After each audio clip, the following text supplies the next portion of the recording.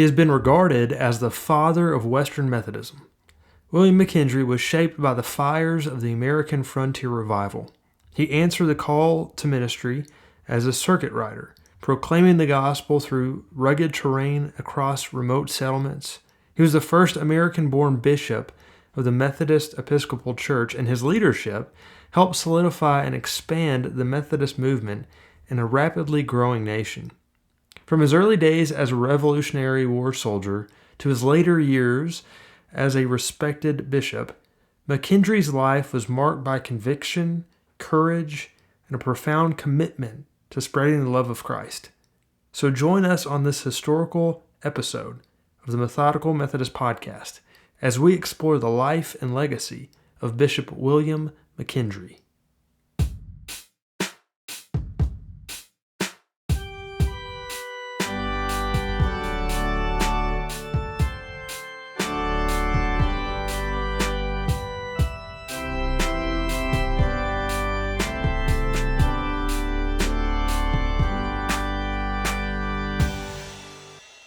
William McKendree was born in King William County, Virginia on July 6, 1757.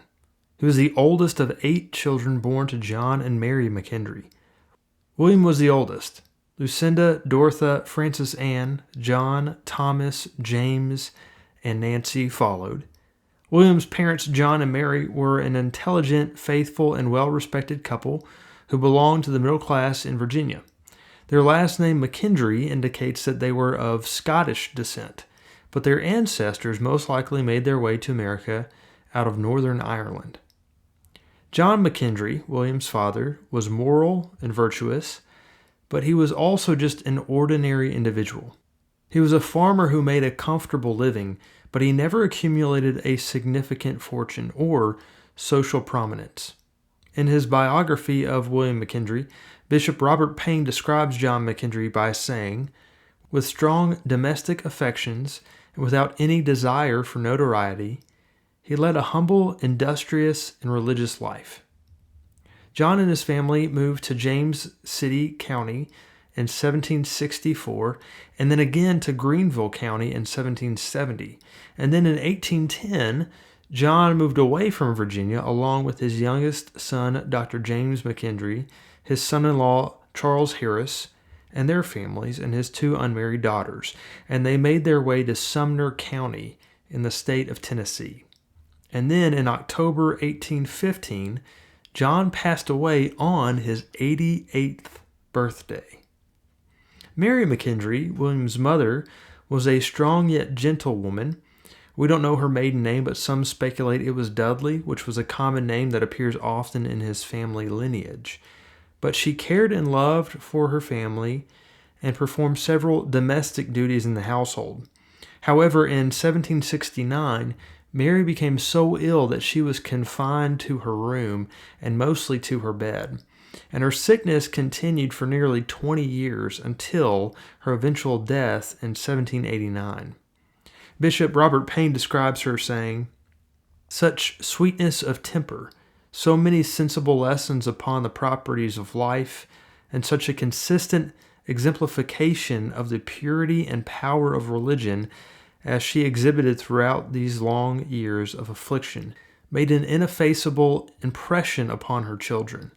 And doubtless that impression was stronger from the fact that these lovely traits were seen in a fond and suffering mother.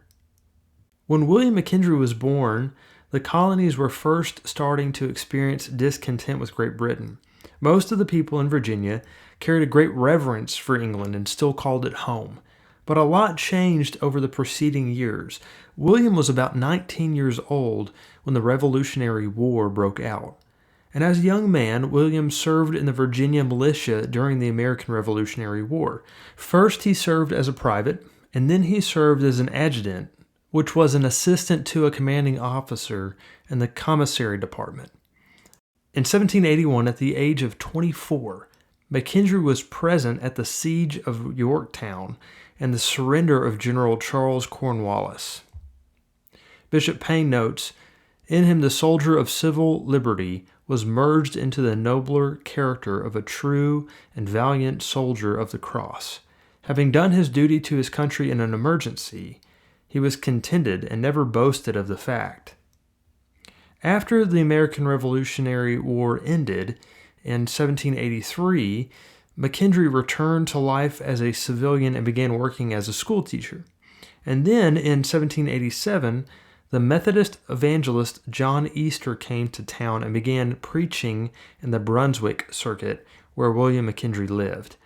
Now, at this point in William's life, as a 30-year-old, he did not have a close relationship with God.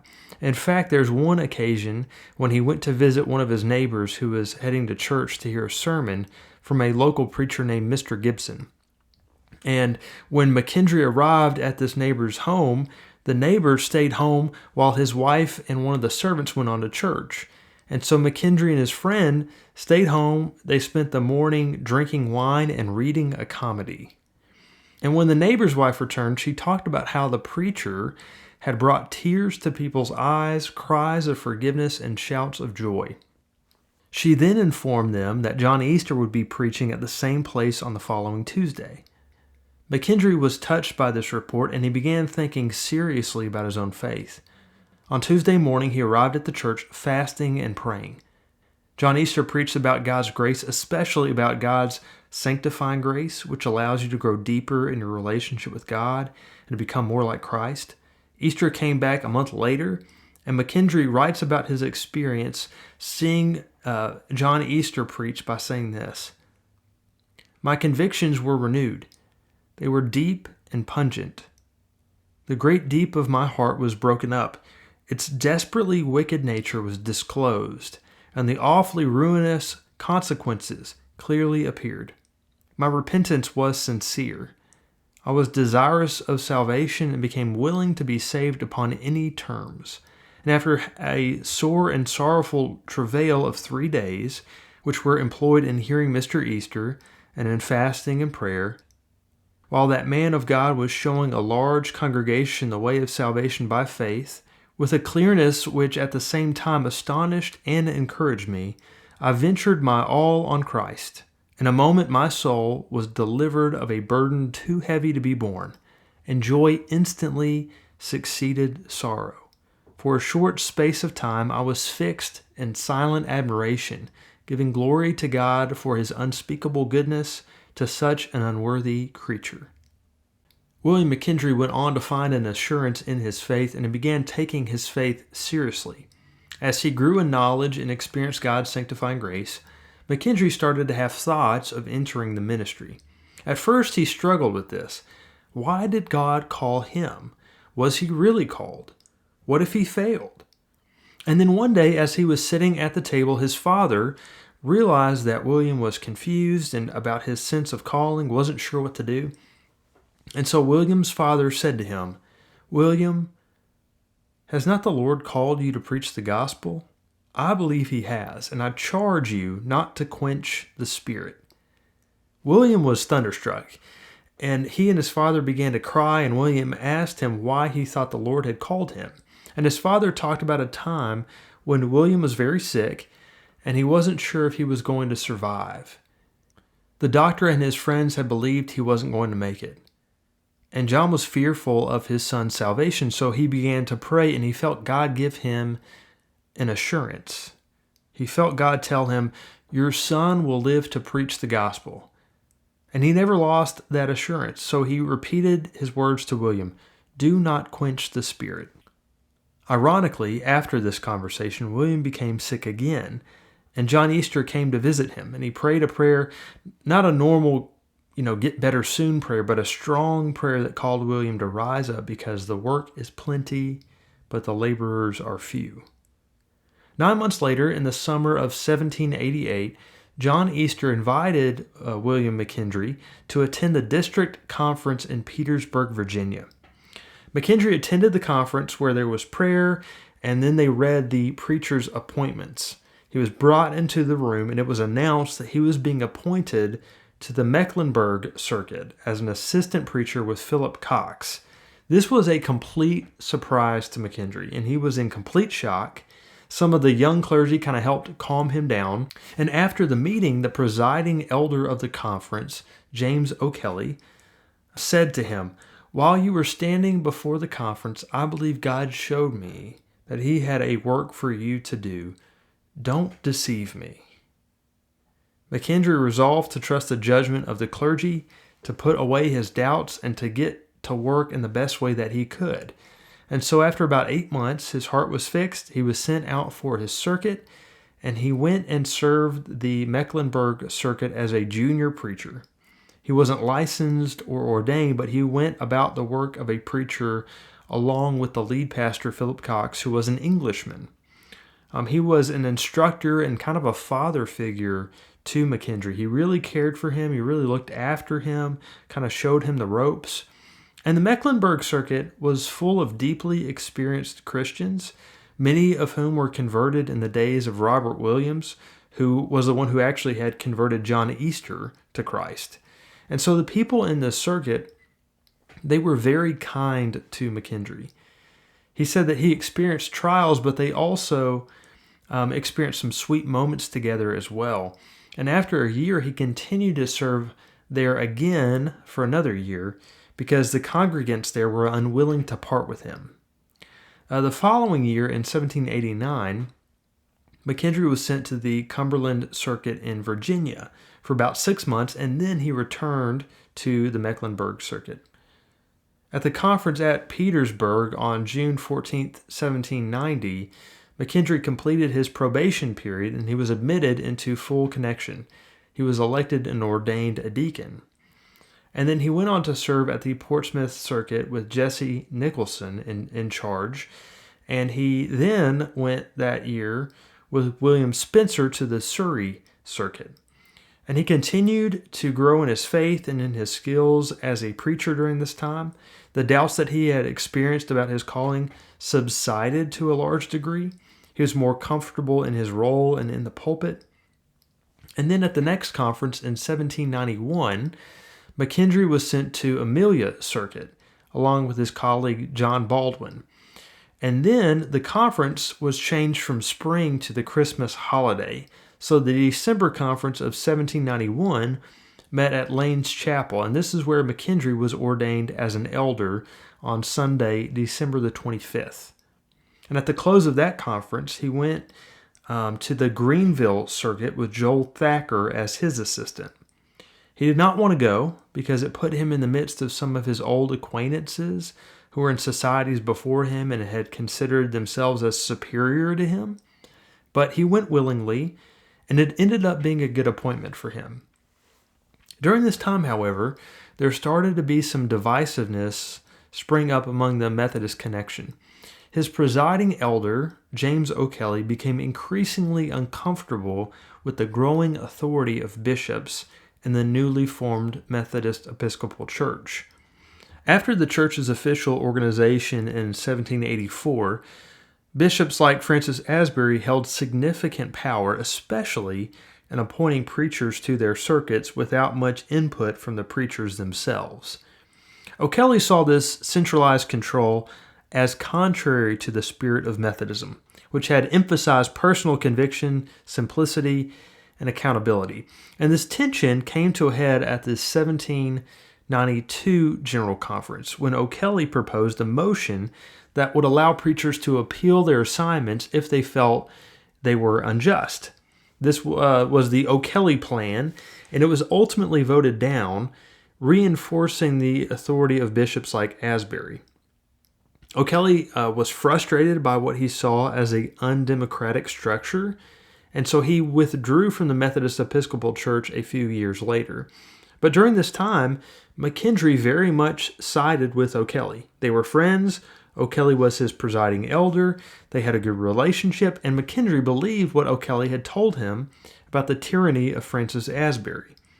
But during the proceedings, McKendree was surprised at how mild-mannered and calm Asbury was. And in the following year, Francis Asbury traveled among many of the Virginian preachers. He set out on a tour of what had long been O'Kelly's district. And Asbury came across McKendree in his travels. He stayed at his home, and the two ended up really enjoying each other's company. And Asbury invited McKendree, by special request, to be his traveling companion for a few weeks. And during these few weeks, McKendree realized that the discipline of the Methodist Church was entirely different than what he had expected. Asbury was not the tyrant that O'Kelly had told him he was, and this caused him to start to withdraw his confidence from his old and, quote, best beloved friend O'Kelly. As a side note, in 1794, James O'Kelly went on to create a new denomination, initially called the Republican Methodist Church, which later became known simply as the Christian Church. His movement emphasized congregational governance, and they rejected kind of hierarchical leadership, and they had a commitment to identifying solely as Christians without denominational labels. His disagreement with Francis Asbury became one of the first major leadership rifts in American Methodism. But this was a really difficult time for McKendree because he felt like he had lost a friend, and so he leaned on Ira Ellis, who had become his new presiding elder. And McKendree writes of their friendship, saying, "He was a comfort to me. From him I obtained information and counsel which were of inestimable value to me in my dilemma." Then, on November 25th, 1793, the conference met at Petersburg with 55 preachers present and Bishop Francis Asbury presiding. McKendree was moved to the Union Circuit in South Carolina. This was the first time that he had been sent outside his home state. He hadn't even really traveled outside of Virginia much, with the occasional exception of going to Maryland. So in this new appointment, he was under the leadership of the presiding elder, Philip Bruce, who was from North Carolina. McKendree ended up spending a quarter of this year as the traveling companion of Bishop Asbury, while his circuit was supplied by Tobias Gibson, who later became the founder of Methodism in Mississippi.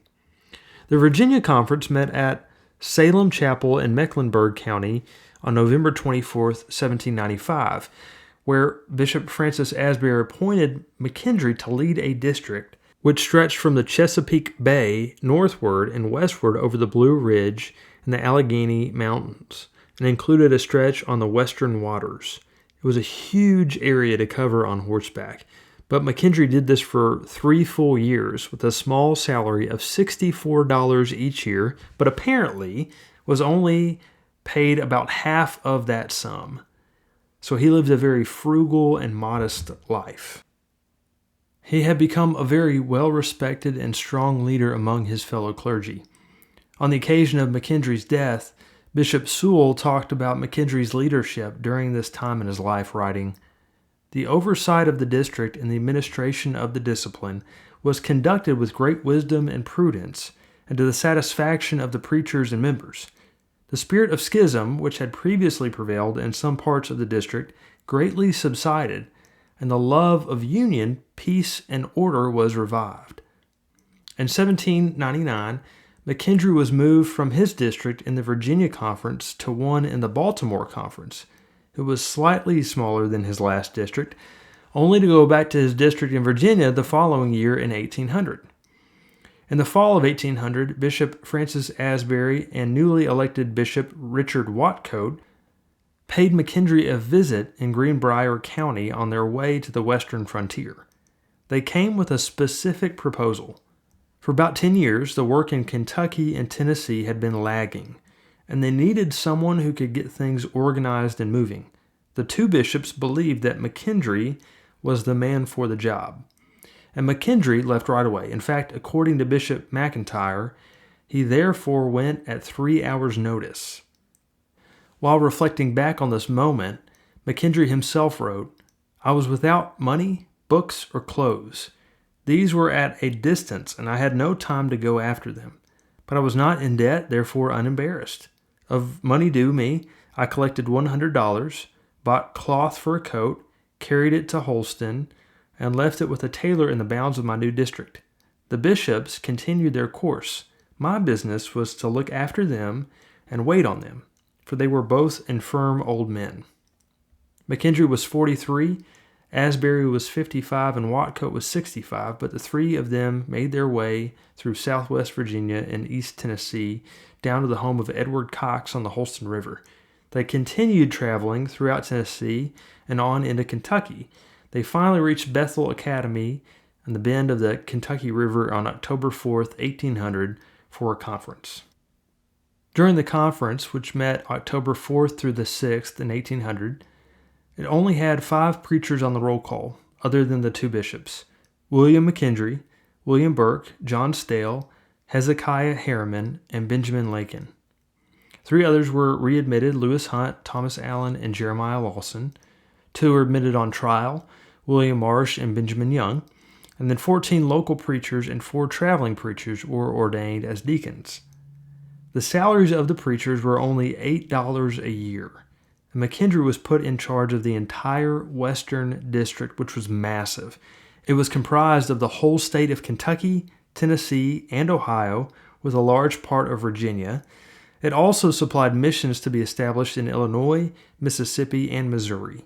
The district was divided into 9 circuits, supplied by 14 men.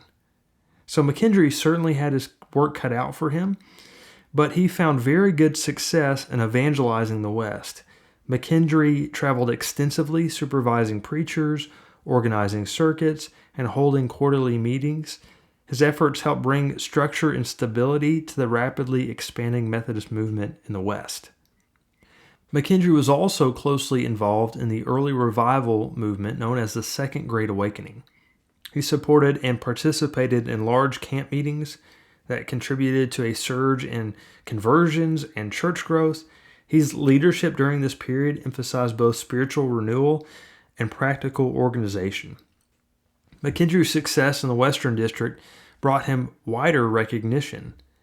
And during a conference held in Sumner County, Tennessee on October 2nd, 1802, they divided McKendree's district into 3: Holston, Cumberland, and Kentucky. There were great gains in membership, and the conference was really pleased with McKendree and his work. And there was a lot of hope for the future of Methodism in this area. Meanwhile, McKendree was also caring for Asbury, who was constantly battling sickness. Asbury spoke often of McKendree's help in his journals.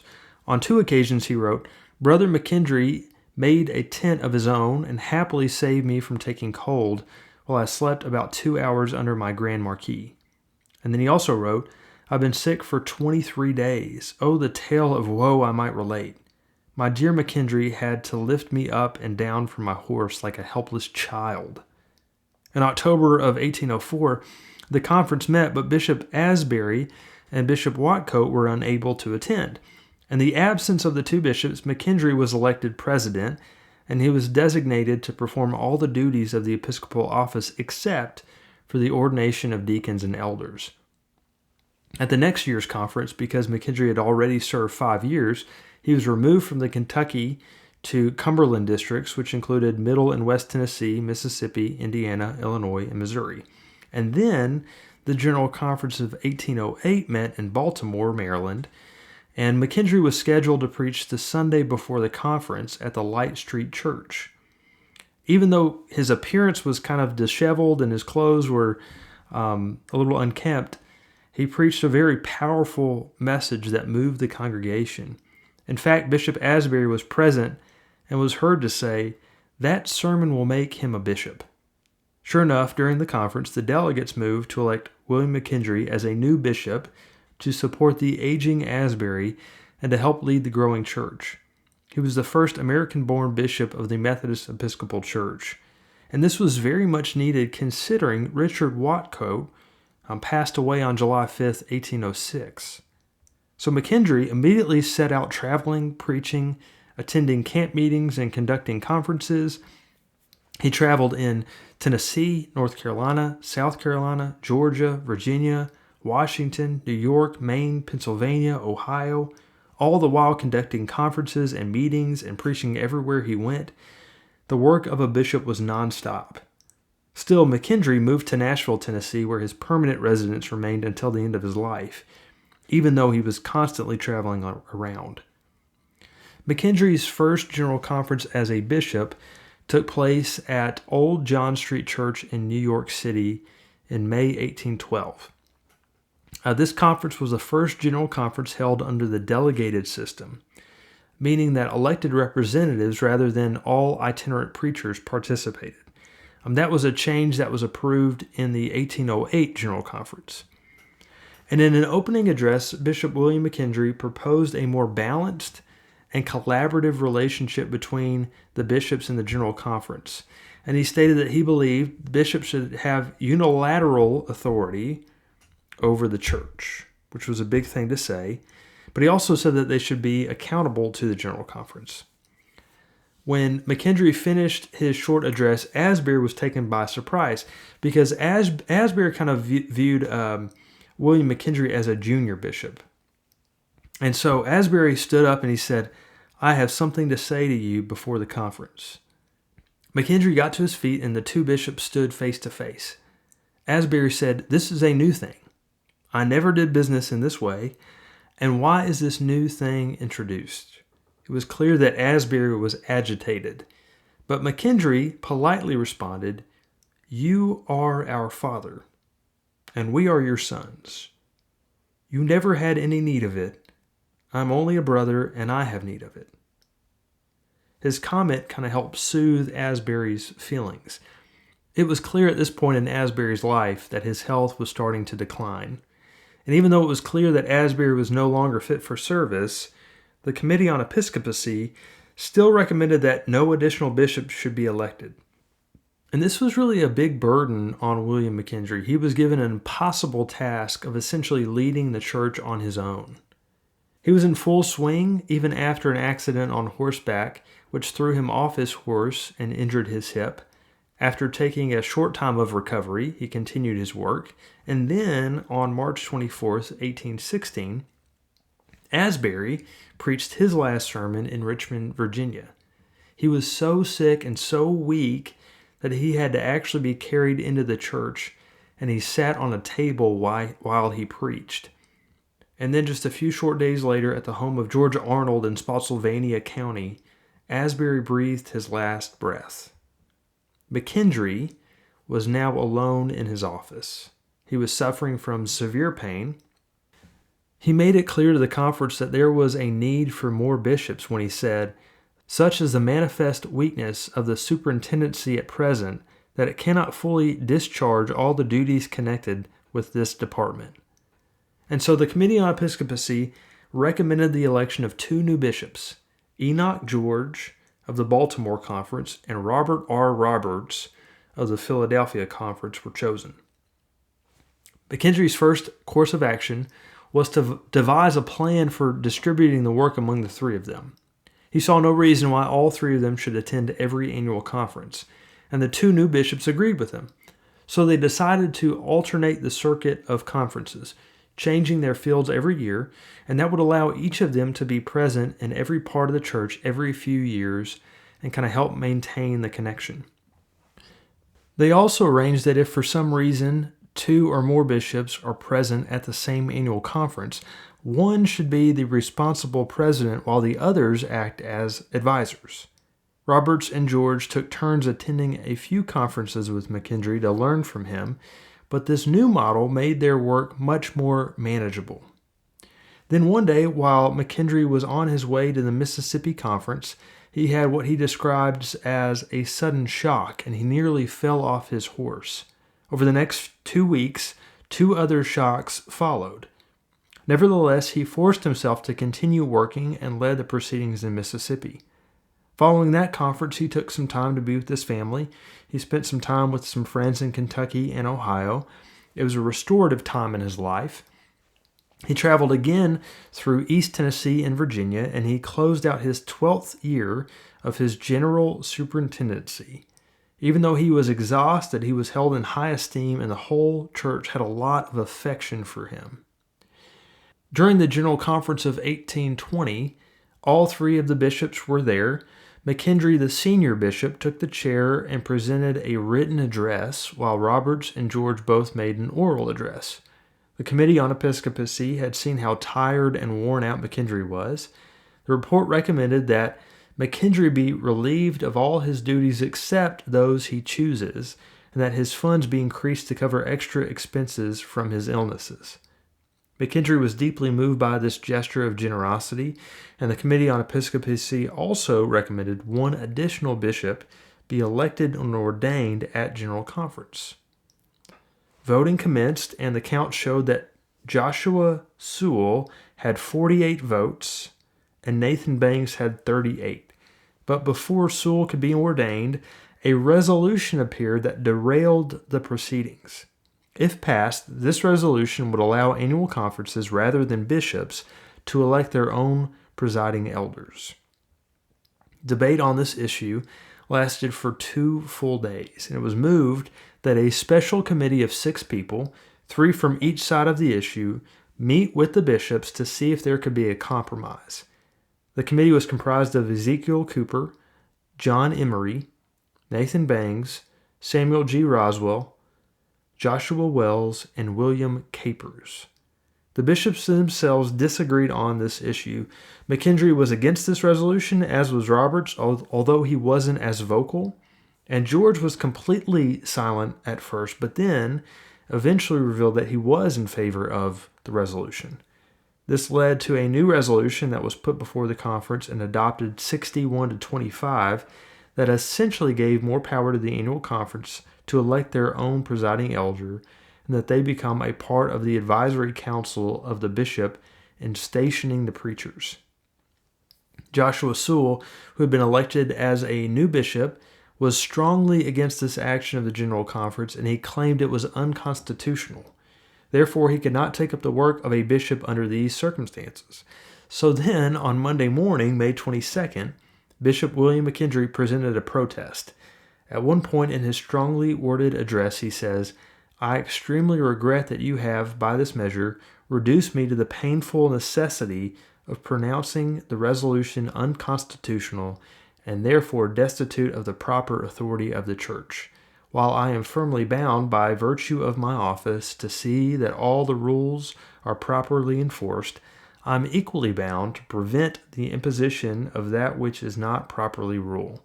Under this influence of the sentiment and considering the importance of the subject, I enter this protest." The bishop had planned without Sewell's knowledge to go ahead and ordain him as bishop, but before that happened, a new resolution was brought forth from D. Ostrander and James Smith saying that Sewell should not be ordained because he had already written and signed a letter declining his election as bishop in protest.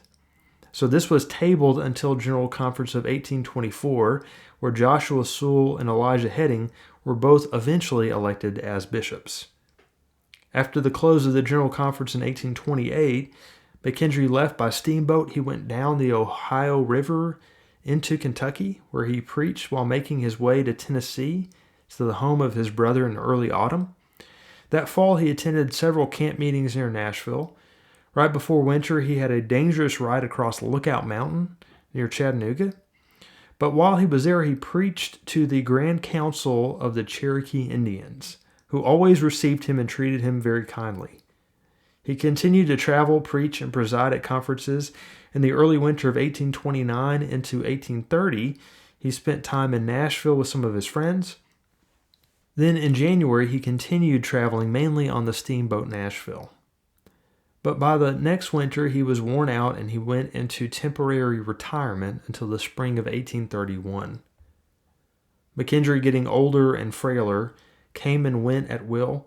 Everyone treated him with deference and kindness. Twice in December, McKendree preached at the new McKendree Church in Nashville. And on the last night of the year in 1835, he conducted a watch night service there as well. During that experience, he wrote in his journal, "It was a solemn time. I felt my spiritual strength renewed. I returned with Brother Hill and his family, and at 4 o'clock, I arose afresh." It was in Nashville, Tennessee, at McKendree Church on November 23rd that Bishop McKendree preached his last sermon, where a large audience was present and lingered on his words. He made one last journey to visit his brother, who was 30 miles away. He wanted to spend his last days with him. He arrived before Christmas Day, but he took to bed very soon after, and he never left it.